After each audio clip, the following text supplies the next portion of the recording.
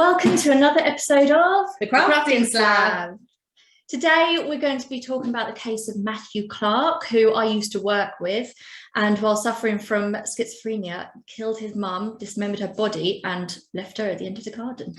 And on a lighter note, we're going to be learning how to make beeswax wraps, which are a great alternative to cling film, very sustainable, compostable when you're finished with them. And yeah, let's get started. Great. Wraps, these are all our things that we're going to need. We're going to need some 100% cotton, if possible, pieces of material, all in different sizes. So, for example, you could wrap the end of a cucumber in this one, you could wrap a bowl in this sort of size, or you could even make even bigger sizes to wrap up pieces of cooked meat, stuff like that. You're going to need your pine resin and beeswax block. I've bought it in a block from Swizzle and Friends, but you can make your own version of it, but I found that it's quite difficult to get the right ratio of beeswax to pine resin, and it's quite difficult to find pine resin on its own. So buying it in the block is a lot easier, and we'll put a link in the description to where you can get that. You need an old paintbrush to brush on the mixture, some greaseproof paper so that you don't get the beeswax and pine resin on your stuff, because it is quite difficult to get off. You need a container in which to melt your beeswax and pine resin. So we've just used a baked bean can, because then you can just throw it away afterwards and you don't have to clean it. A pan, because you'll need to put it in the oven, and then just a bit more greaseproof paper and a saucepan. Your saucepan is going to be for melting the beeswax and pine resin. We're just going to make a water bath, and we'll show you how to melt that in a moment. Okay, so to start with, I'm just going to cut up the Swizzle and Friends pine resin and beeswax bar. And Danielle, did you want to start talking about the case? Yeah, absolutely. So this is a case about Matthew Clarke, who, while suffering from schizophrenia and paranoia, stabbed his mother to death before dismembering her body and hiding her body parts in the shed at the end of the garden. And am I right in saying that you knew this person? Yes. Well, that was the reason why I chose this case. Because last time we had a case that you, Becky, had links with, your family had links with. And so I actually have a link to this case, as I used to work with Matthew Clarke. When I left school when I was 16, I did a training course which involved a work placement. Now, my work placement was in a school office. At the same time, there was a teacher working at the school called Matthew Clarke. Well, that's a coincidence. Yeah. On occasions when I spoke with him, he seemed okay, just a bit quiet. But I did hear from the students that sometimes during their lessons, he would lock the classroom door, which was a bit weird and not really something a teacher would do. No. However, I had no idea of the extent to his unusual behaviour while he was a teacher. Matthew Clarke started his employment at the school in September 2002. That first year was a probationary period, as he was a newly qualified teacher. However, the school weren't satisfied with his level of professionalism, and they extended the probationary period. Is it because he was locking the door on the students? Or was it because of worse things? Well, we'll go on and see some of the things he did. At that point, I think he was perhaps just coming across as a bit unprofessional. Okay. But it gets worse. Okay, lovely. But despite this initial reservation from the school, he still acquired full teaching status in December 2003. However, the school were still worried about his behaviour. He did things like sharing information with students about his personal life, joking with the students in an inappropriate way, and also paying them for work. Oh. Which what isn't very professional as a teacher. As in paying them to do their own work, or paying them to do work for him? Yes. Wow. So in March 2005, complaints started coming in about Matthew from the students. Some of these complaints included making girls who were 13 at the time feel uncomfortable with the way he looked at them and winking at them, showing videos in the class of Jack the Ripper. One mother complained that Clarke offered his daughter his phone number, and shouting at female students, calling one a freak and another weird, and then grabbing her bag and emptying it out. Oh, he sounds delightful. Yeah. When interviewed by the head, Clarke denied it all and stated that weird stuff was going on. And then suddenly, without warning, just left the room to visit the toilets.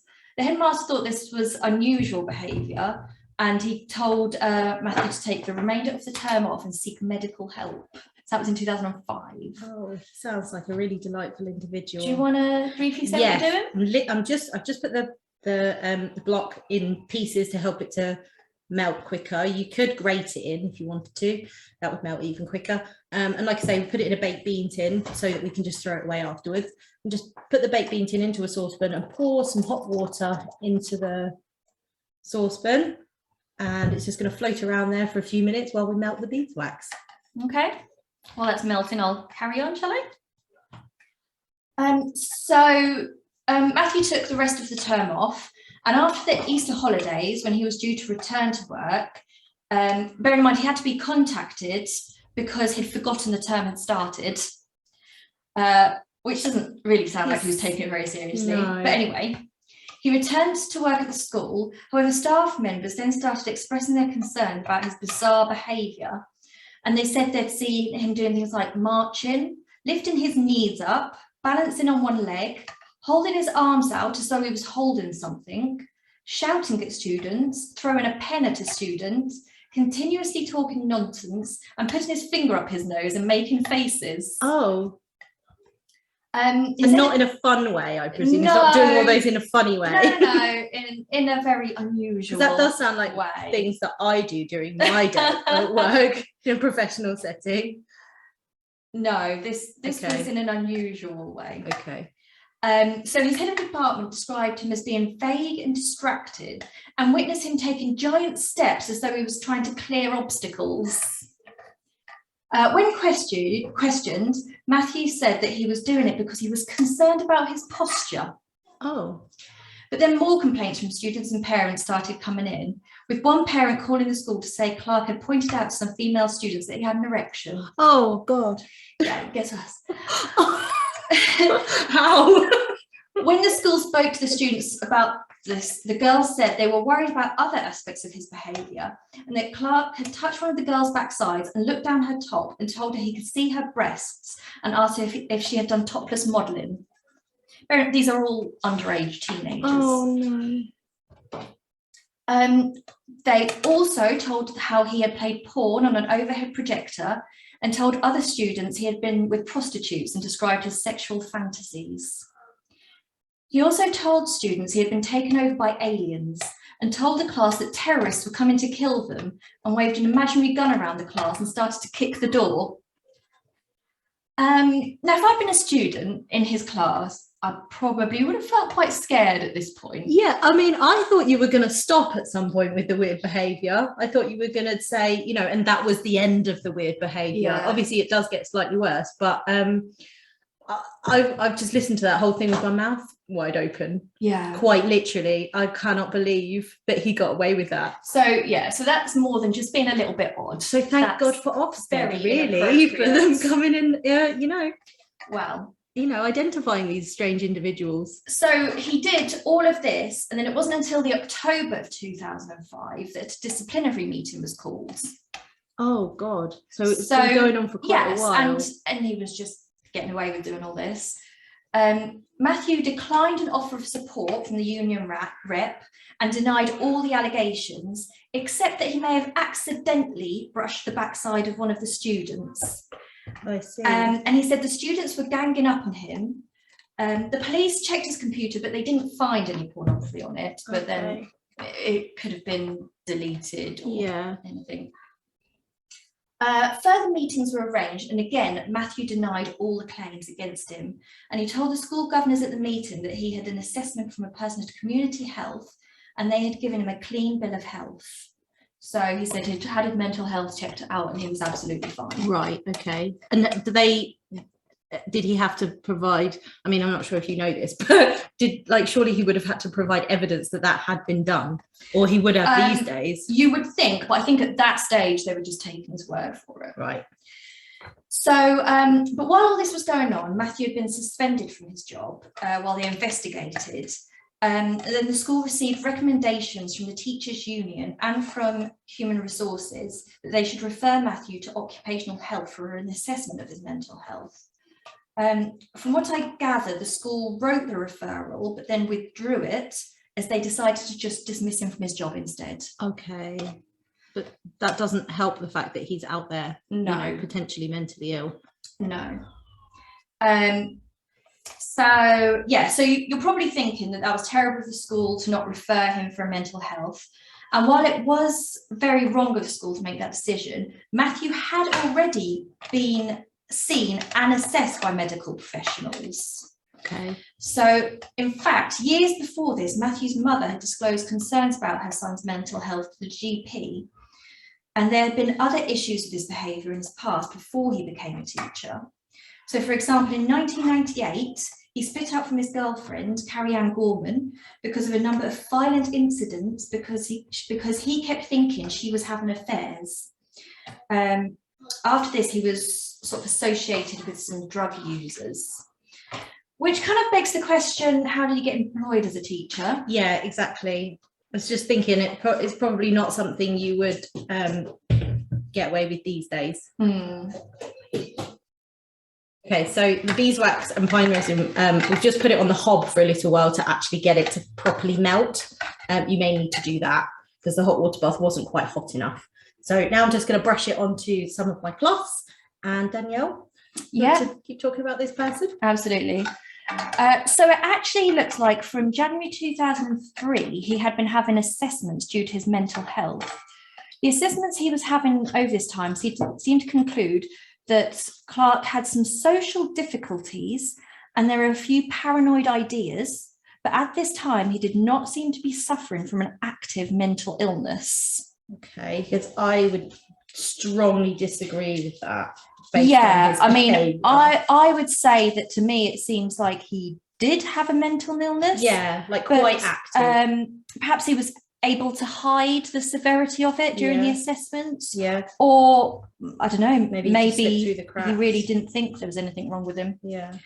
The report did go on to say that there is a risk of fluctuations in Matthew's mental illness, especially when he is under stress. After his dismissal from his job as a teacher, Matthew didn't work again, and in 2006 he was living with his brother, where he was again assessed for his mental illness on 2 occasions. I'm not exactly sure how long he was living with his brother, but if it was for the year, then 2 visits from a mental health specialist doesn't really seem like very much. No, that's like 1 every 6 months, and especially for something like schizophrenia, if they say there's fluctuations, exactly, then he should probably have been assessed a lot more often than that. So he was assessed twice, but he wasn't detained under the Mental Health Act, even though he had refused treatment during all his previous assessments. So I guess they didn't assess him to be a danger at that time. Yeah, or if he was, if he appeared lucid during those periods, like say if it fluctuates and he appeared lucid, then well, that's why I think more than 2 visits would have been better. Yeah, but I suppose I want to say that we know a lot more about it now, but maybe we don't. I don't know. I mean, you would hope that they would be assessed a lot more regularly. Yeah, I mean, 2006 doesn't seem like that long ago, but I guess it is. Well, I still think this year's 2006. I do exactly the same. Like, I'm only 19. 19 and a half. So he clearly had severe mental health issues. As he said things like he was from another world, and he wrapped his fingers in insulating tape, as he said he would get an electric shock if he touched anyone else. After staying with his brother, Matthew then went to live with his mother at her house in Bedford. But on July the 16th, 2007, the neighbours reported hearing screams. Matthew Clarke stabbed his 50-year-old mother repeatedly. He then dismembered her body and hid the body parts in the shed at the bottom of the garden. The body was found the following day and Matthew was arrested. From statements from their family, Matthew's mother, Marveline Lee, was a wonderful person and a devoted mother, And even the prosecutor at the trial said that she had put her protective instincts for her son over her own interests. Oh, God. Which is just so incredibly sad. So sad. Matthew admitted manslaughter on the grounds of diminished responsibility, and he was detained at Rampton Secure Hospital in Nottinghamshire indefinitely. The judge's statement to Matthew said, "You perpetrated an act of appalling wickedness while you were seriously ill and against your mother, who had devoted her life to helping her 3 children. Your illness clearly started some years ago, and by 2005 you were dismissed from your employment as a school teacher. Over the years, you have refused the many offers of psychiatric treatment, and you have given a detailed and passionate account to the police of how you planned to kill your mother. It is clear to me that, but for your severe psychotic condition, you would have received a long life sentence. You're extremely dangerous, in my opinion, and you will remain a continuing danger. I would hope that very careful thought be given if it's ever thought that you should be released." Wow. And you worked with this person. I know. And this is just a really sad case. And I think it shows the importance of like funding needed to help people with mental health Absolutely. problems. And just I think, saying 2006 doesn't feel like that long ago, but in terms of the discussion of mental health, especially in men, I think we have come a really long way. I think there's still a lot to be done in terms of the older generations. They still don't want to talk about it. And absolutely. I've had experiences where people have said that people that I know have been faking their schizophrenic symptoms. Yeah. I don't know how that would even be possible to fake it, but I mean, even things with like depression, people don't understand still. And I think just from the small amount of information that I gave on Matthew Clarke, you can see his decline going from accusing his girlfriend in the late 90s to his inappropriate behaviour with students and claiming they were ganging up on him, to then putting insulating tape on his fingers because he thought touching people would give an electric shock, and then obviously to finally murdering his mother in a really brutal way. You can see the decline, can't you, in his mental state. And so not that it makes any sense to you or I, but for someone who is already seems a threat, that probably is quite as normal progression. I guess so, yeah. But I wonder if there was any point over the time period when Matthew should have received more help, or if he'd been detained under the Mental Health Act. Possibly. But then I did look up about schizophrenia, and the charity Mind said that most people with schizophrenia do not commit violent crimes. That's true. And they are in fact more likely to be the victim of a crime than actually commit it themselves. That's true. I think so just having the diagnosis shouldn't be, automatically get taken away. And you're right. Most people with schizophrenia, especially now, there's been a huge change in attitudes towards schizophrenia, where they may have said years ago, "Oh, you're schizophrenic, you can't possibly work, you know, you can't possibly be around people." That's just not the case anymore, because medicine has moved on. And but I guess a key bit with this case was perhaps he refused to take the medicine. He refused any kind of help, and that's, I think, and I guess that was the key factor, that maybe more intervention was needed.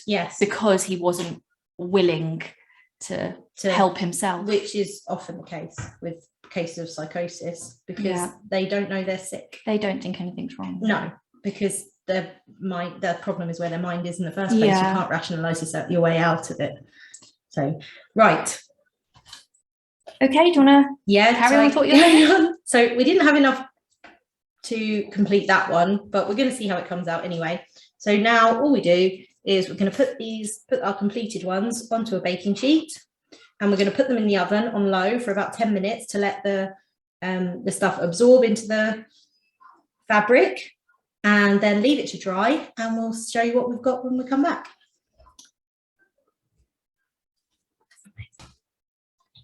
So here's our finished wraps, our beeswax wraps, our sustainable alternative to cling film. You just put them over your container and push them down just like cling film, and they stick really well.